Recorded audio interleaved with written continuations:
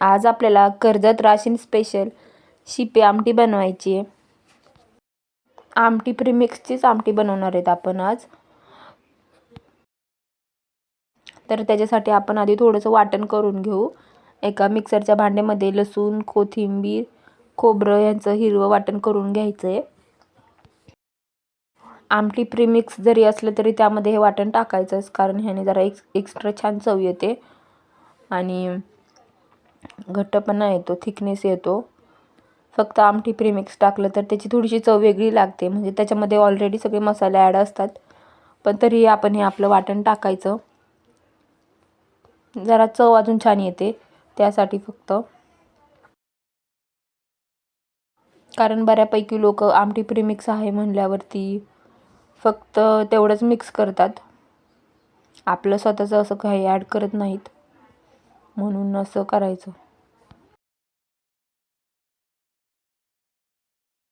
आता गॅसवरती एक टोप ठेवला आहे, त्यामध्ये 2 पळ्या तेल टाकून घेतलं आहे आणि कढीपत्त्याची पानं टाकायची आहेत आपल्याला. कढीपत्ता भरपूर घ्यायचा, कारण कढीपत्त्याची चव छान येते आमटीला.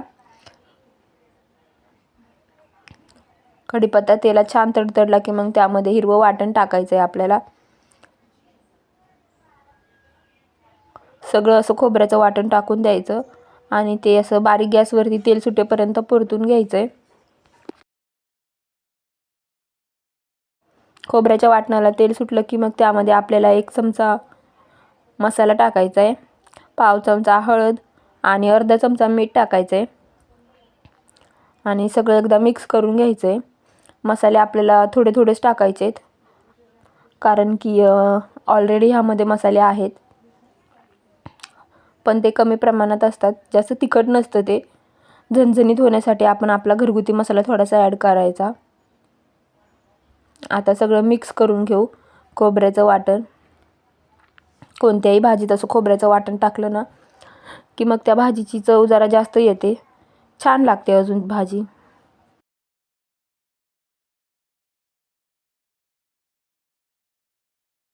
आता जरा 5 मिनिट बारीक गॅसवरती आपण खोबऱ्याचं वाटण परतून घेऊ.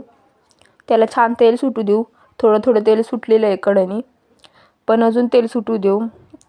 या शिपी आमटीला तरी येते आणि तरीच छान लागते, त्यामुळं असं बारीक गॅसवरती थोडं ठेवलं की त्याला आपोआप तेल सुटतं.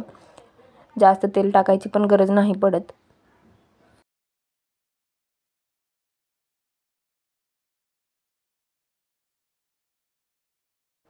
पंढरपूर भागामध्ये ह्या आमटीला बाजार आमटी पण म्हणतात.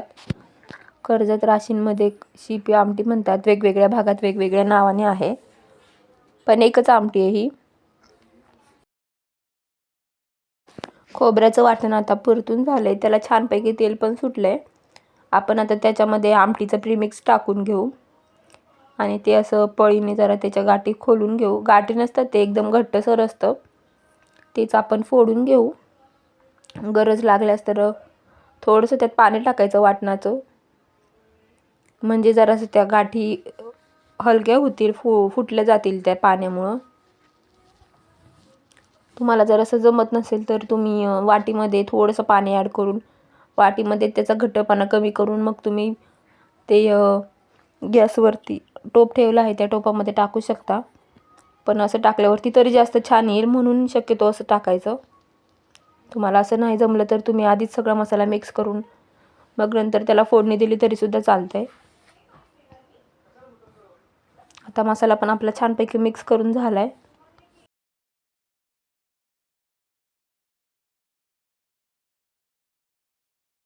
आता हा मिक्स केलेला मसाला आपण बारीक गॅसवरती ठेवू 5 मिनिट. या आमटीच्या प्रीमिक्समध्ये सगळ्या डाळी असतात, सगळ्या प्रकारच्या डाळी, मूग डाळ, हरभरा डाळ, उडीद डाळ, मटकीची डाळ, मसूर डाळ, या सगळ्या डाळी असतात. आणि गरम मसाले जरा जास्त असतात, त्याची चव छान येते. इलायची आणि बडीशेपची चव जास्त येते, त्यामुळं ही खायला मस्त लागते. एकदम झणझणीत मटणाच्या रश्श्यासारखी लागते, फक्त झणझणीत बनवायची. आता वाटणाला तेल सुटलं आहे आपल्या, आपण त्यामध्ये गरम पाणी ओतून घेऊ. जेव्हा हे मसाले परतत होते तेव्हाच मी गरम पाणी बनवायला ठेवलं होतं. तुम्ही पण आधी गरम पाणी करून घ्या आणि मग आमटीमध्ये होता, म्हणजे उकळी लवकर येते, तरी त्याची जात नाही. थोडं थोडं करून पाणी ॲड करायचं. तुमच्या अंदाजानुसार, तुम्हाला घट्ट पाहिजे की पातळ पाहिजे त्या अंदाजानुसार पाणी ॲड करायचं. गरम पाणी टाकून झालं आहे आता आपलं. एकदा आमटी अशी मिक्स करून बघायची, त्याचा घट्टपणा बघायचा. कुठं एखादी गाठ राहिली आहे का मसाल्याची ते पण चेक करून घ्यायचं. आणि नंतर आमटीला उकळी येऊन 10 मिनिट गॅसवरती शिजू द्यायची, म्हणजे अजून तरी छान येईल. तुम्ही बघू शकता किती मस्त तरी आली आहे आमटीला आणि परफेक्ट झाली आहे. तिखटपणा झणझणीत पण एकदम व्यवस्थित झाली आहे. फक्त थोडे थोडे आपले घरगुती मसाले ॲड करायचे, घरचा काळा मसाला ॲड करायचा, त्याने अजून झणझणीतपणा येईल. बाकी मस्तच झाली आहे, दिसायला पण एवढी छान दिसते, एवढी तरी आली आहे. आता मस्तपैकी बाजरीची भाकरीसोबत, ज्वारीच्या भाकरीसोबत खाऊ शकता. भातासोबतसुद्धा एकदम बेस्ट लागते. बनवायला पण एकदम सोपी आहे.